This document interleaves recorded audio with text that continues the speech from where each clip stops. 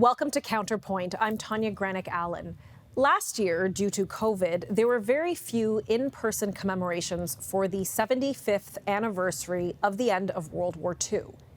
And while our attention was justifiably diverted, I really believe we have to, this year, on the 76th anniversary, make a bigger effort to commemorate the end of the war, the Canadian contribution in fighting the evil, and more importantly, to honor the lives lost from the atrocities committed.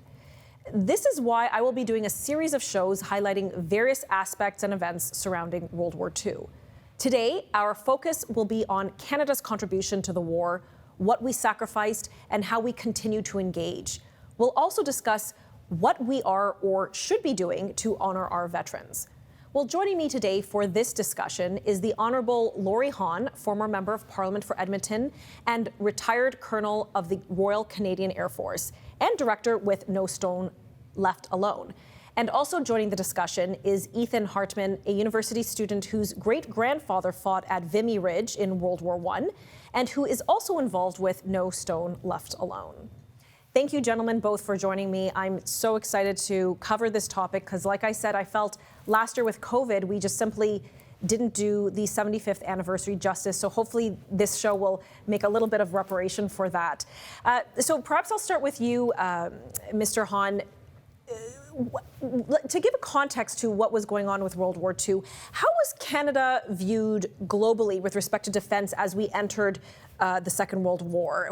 How were we viewed on a global scene? Hi, Tanya. Great to be here. And I think how we were viewed on the world scale leading up to World War II was really established in World War I at places like Vimy Ridge and what happened after that.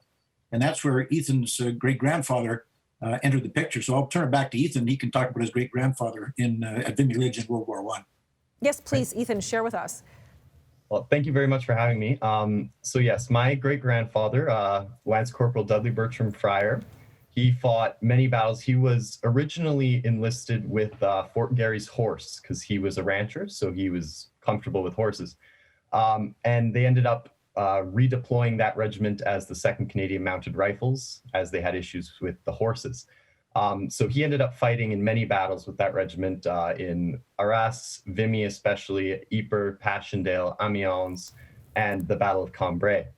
And now the tricky thing with the legacy of my great-grandfather is he really didn't speak much to his family about what he had done overseas. It really wasn't discussed at any point. So a lot of what we've learned from what he did was through records and letters and mementos and things like that.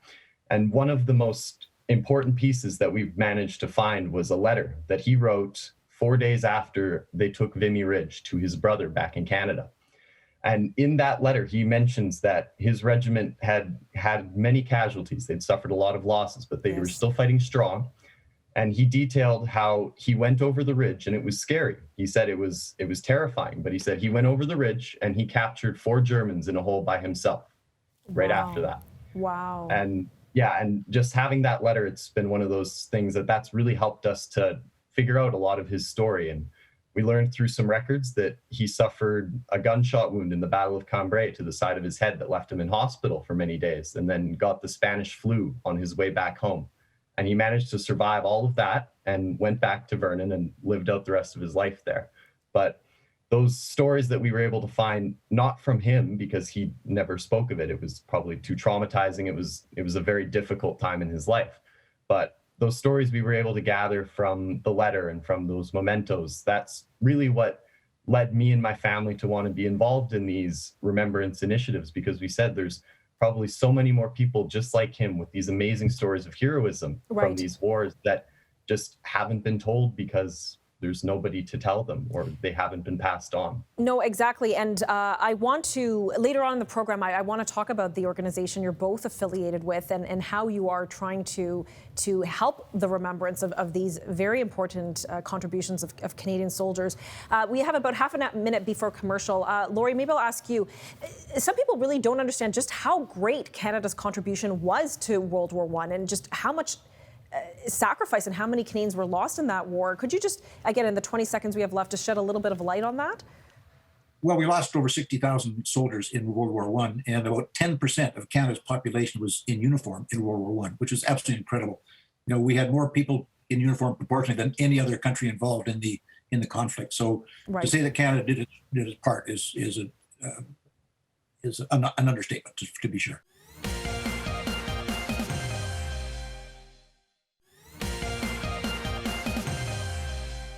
Welcome back. In order to commemorate the 76th anniversary of the end of World War II, we're discussing Canada's contribution to that war and even the one before, World War I. And joining me again is Laurie Hawn and Ethan Hartman, both with the organization No Stone Left Alone.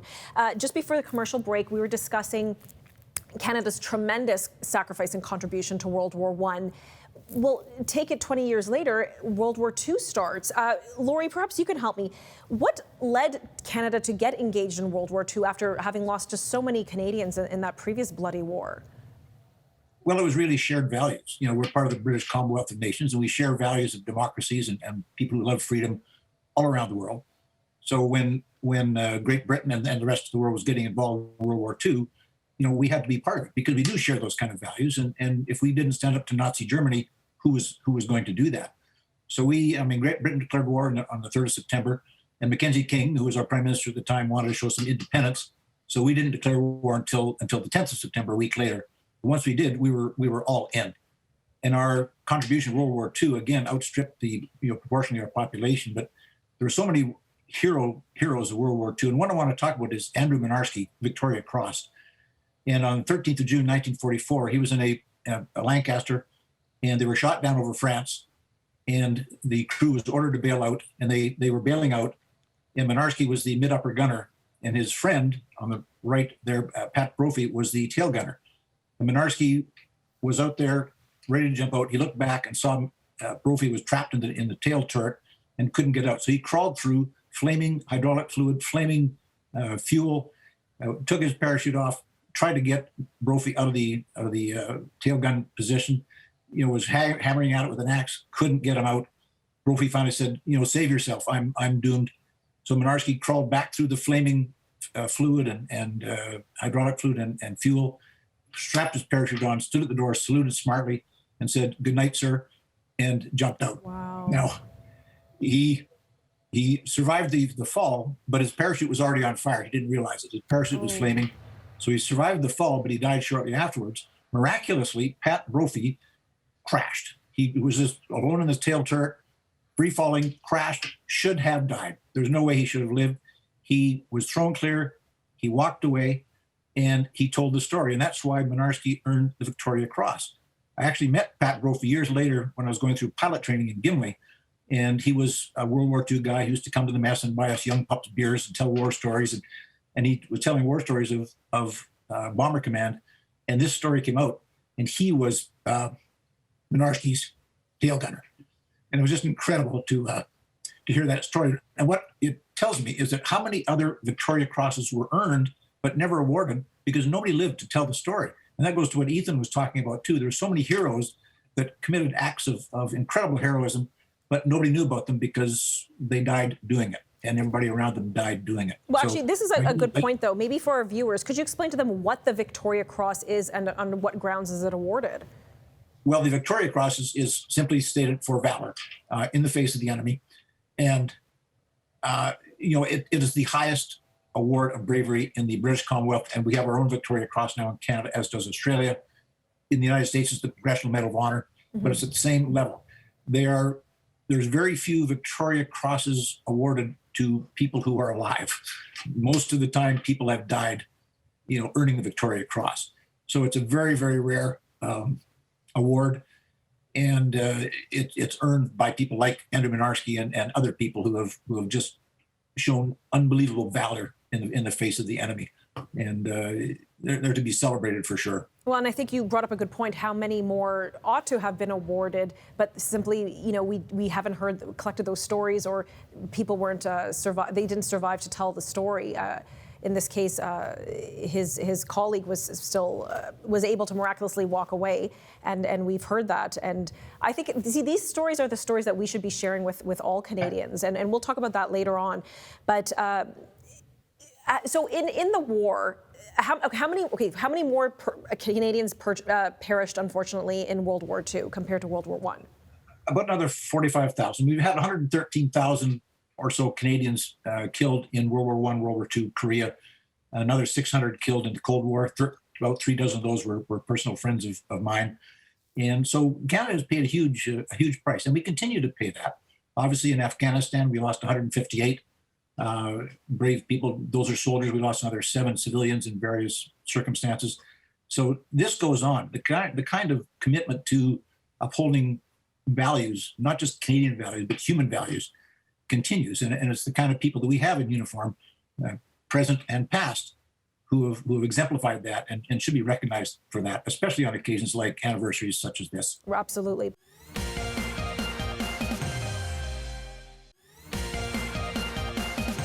Joining me again is Ethan Hartman and Laurie Hawn, both from the organization No Stone Left Alone. Before the commercial break, we were discussing, Laurie, about Canada's contribution in World War II. And, obviously I was not alive then. Many Canadians were not.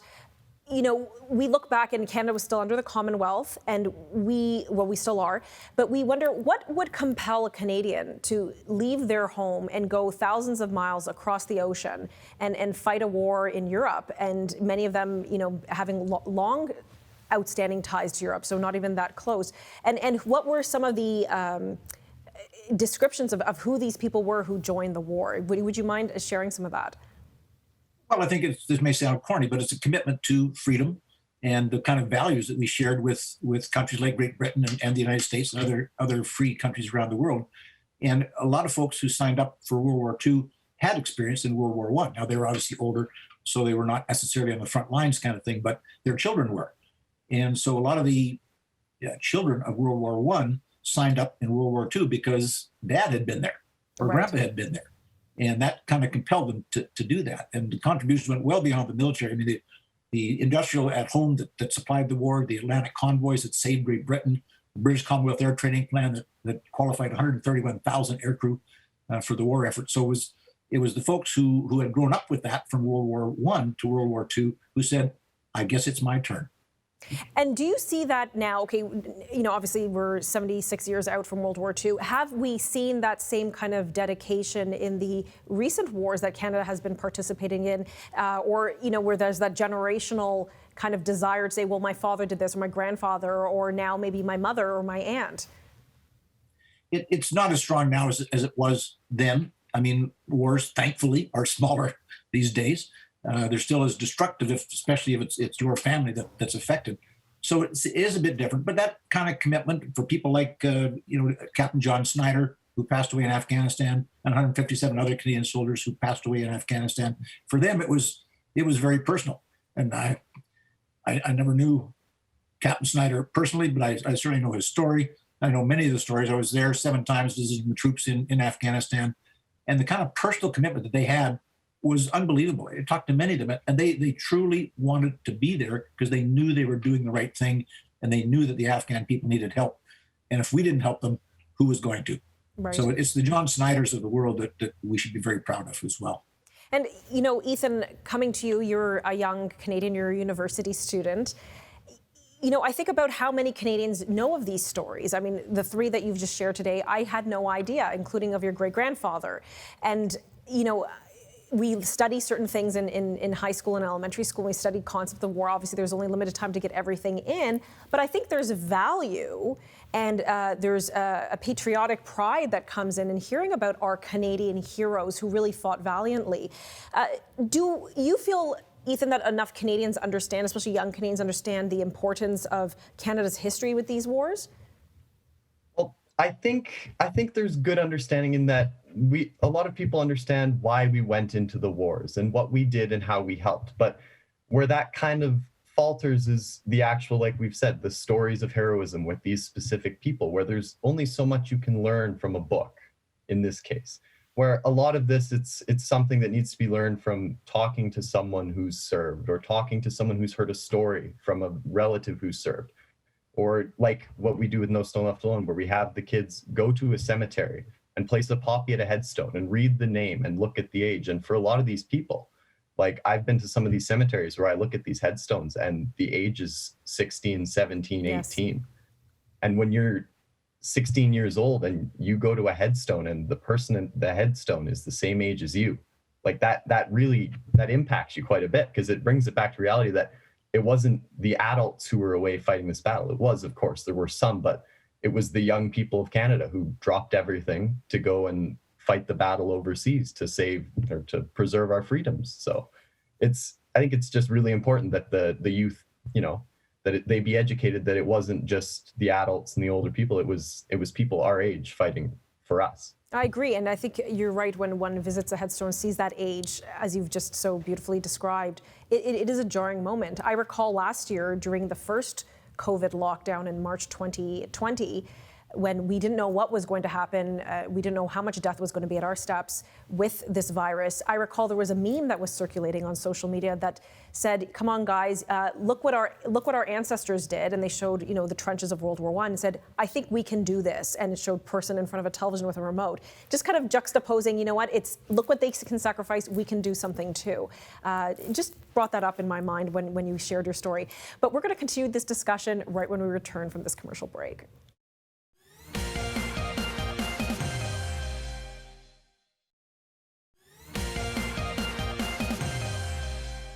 Welcome back. We're wrapping up our discussion on Canada's contribution to World War II, but not just World War II, also World War I and the wars since. And hearing about some of these Canadian heroes is amazing, and it's something that I think we need to do more of.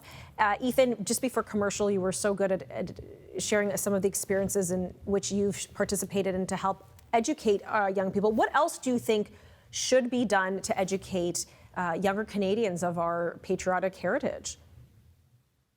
Like I said before, I think it's just a matter of giving young people those experiences that allow them to really understand the magnitude of what Canada's involvement was. Like for me, I had the pleasure, my parents took me when I was 10. I went to France and we walked through a lot of the battlefields and to the memorials.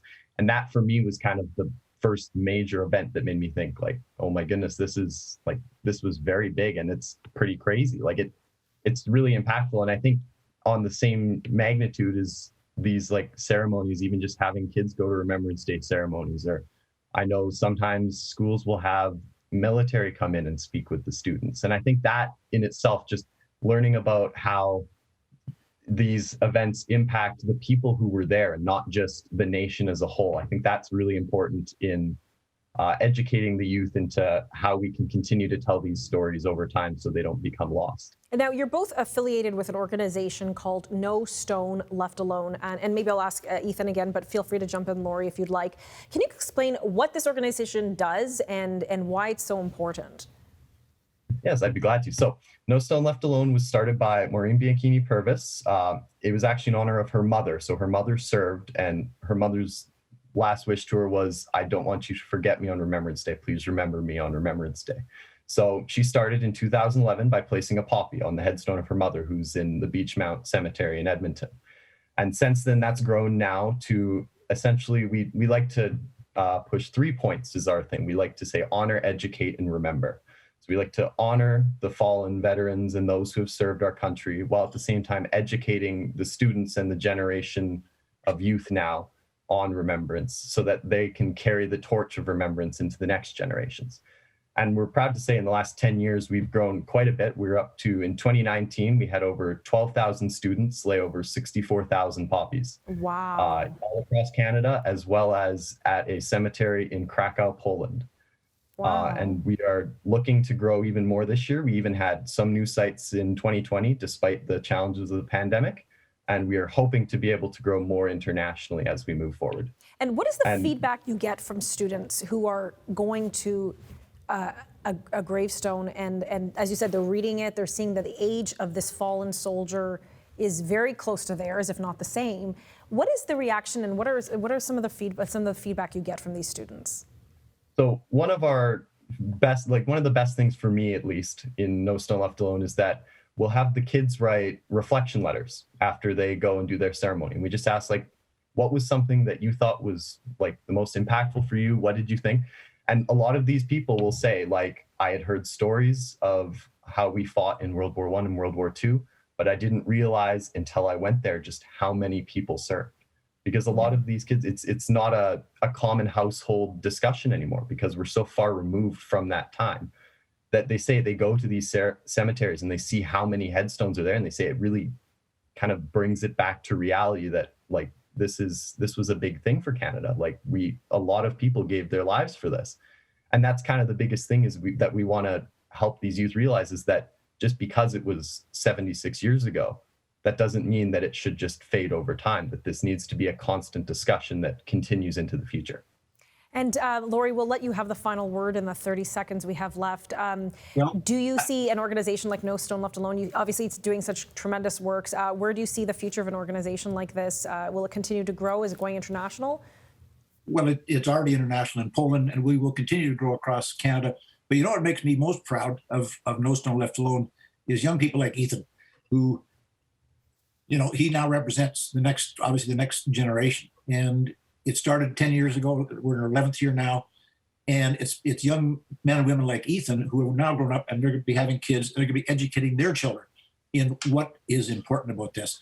So that's the part that makes me the most hopeful. That's why I'm so proud of being part of No Stone Left Alone, and so proud of Canadians, and especially young Canadians like Ethan, who are going to carry on the torch. I mean, they get it, and they'll lead us into the future for sure. Okay, and Ethan, what's the website if people want more information?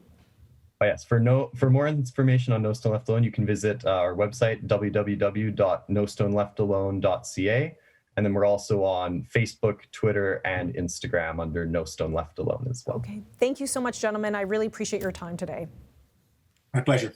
Thank you. This show is dedicated to our Canadian members in service.